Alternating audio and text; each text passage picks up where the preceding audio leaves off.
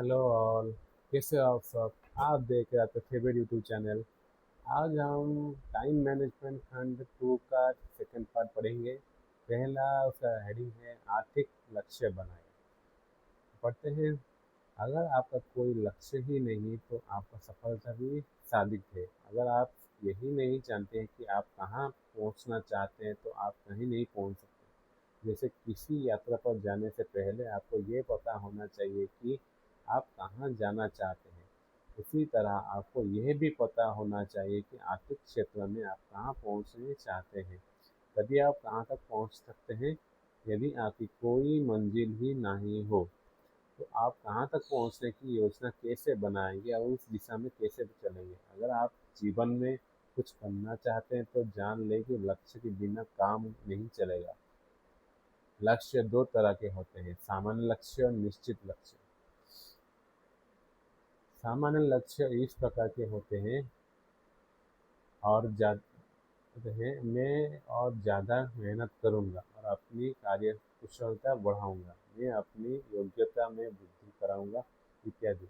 दूसरी ओर स्पष्ट लक्ष्य इस प्रकार के होते हैं कि मैं हर दिन 8 घंटे काम करूँगा, या मैं हर महीने 20,000 रुपये कमाऊँगा, या मैं सॉफ्टवेयर डिजाइनिंग का कोर्स करूँगा। स्पष्ट लक्ष्य वो है जिन्हें नापा जा सक नापा या जांचा जा सकता है। लक्ष्य जितना स्पष्ट होता है आपके सफल होने की संभावना उतनी ही ज़्यादा होती है। स्पष्ट आर्थिक लक्ष्य सफलता के लिए कितने महत्वपूर्ण होते हैं, इसका एक उदाहरण देखें। एक सेल्समैन की पत्नी अस्पताल में लंबे समय तक भर्ती रहती है।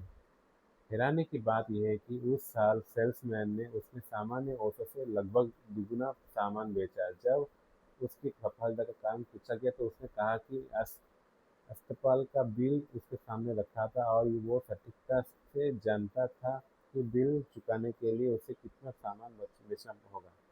इस उदाहरण से यह स्पष्ट हो जाता है कि अगर कोई मनुष्य ठान ले तो वो अपने आर्थिक लक्ष्य को हासिल कर सकता है, बशर्ते उसके सामान्य स्पष्ट लक्ष्य हो। इसलिए समय का सर्वोत्कृष्ट उपयोग का दूसरा सिद्धांत।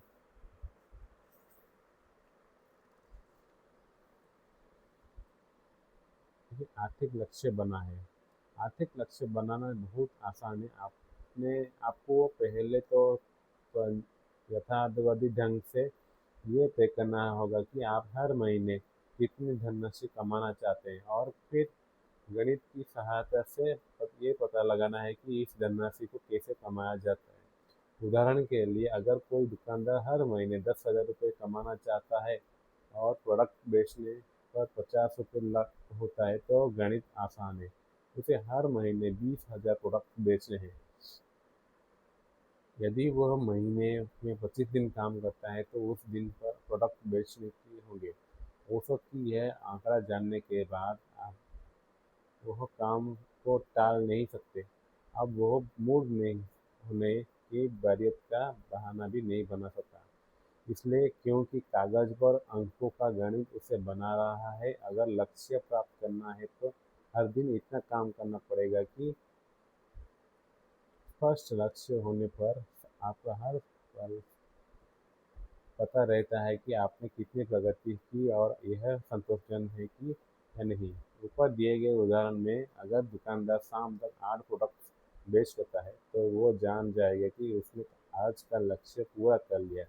परंतु अगर वो 8 प्रोडक्ट्स नहीं बेच पाता तो उससे ये एहसास हो जाएगा कि मासिक लक्ष्य तक पहुंचने के लिए अगर दिन से 8 से भी ज़्यादा प्रोडक्ट्स बेचने होंगे। अधिक लक्ष्य 20-20 क्रिकेट मैच के लक्ष्य की तरह होते हैं। बाद में खोलने वाली टीम जानती थी कि उसका लक्ष्य क्या है और जीतने के लिए उसे हर ओवर किस औसत से रन बनाना होगा। हर ओवर के बाद अपेक्षित औसत घटना बढ़ता रहता है कि पड़ी।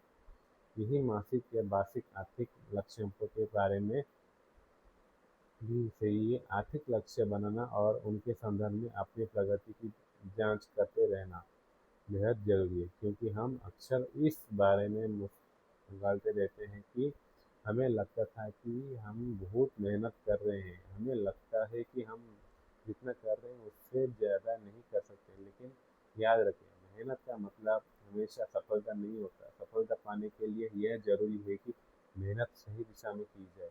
आर्थिक विश्लेषण में हमें ये पता चल जाता है कि हम सही दिशा में मेहनत कर रहे हैं या नहीं। देखिए महत्वपूर्ण बात ये नहीं है कि आपका इनपुट क्या है, महत्वपूर्ण बात ये है कि आपका आउटपुट क्या है। यानी महत्वपूर्ण बात ये है कि आप कितनी मेहनत कर रहे हैं, बल्कि ये आप कितनी सफलता हो रहे हैं। तो दोस्तों आज हमारा दूसरा खंड का दूसरा पार्ट खत्म हुआ। मिलते हैं एक तो नया सीरीज में, नया वीडियो में। तब तक के लिए जय हिंद, जय भारत।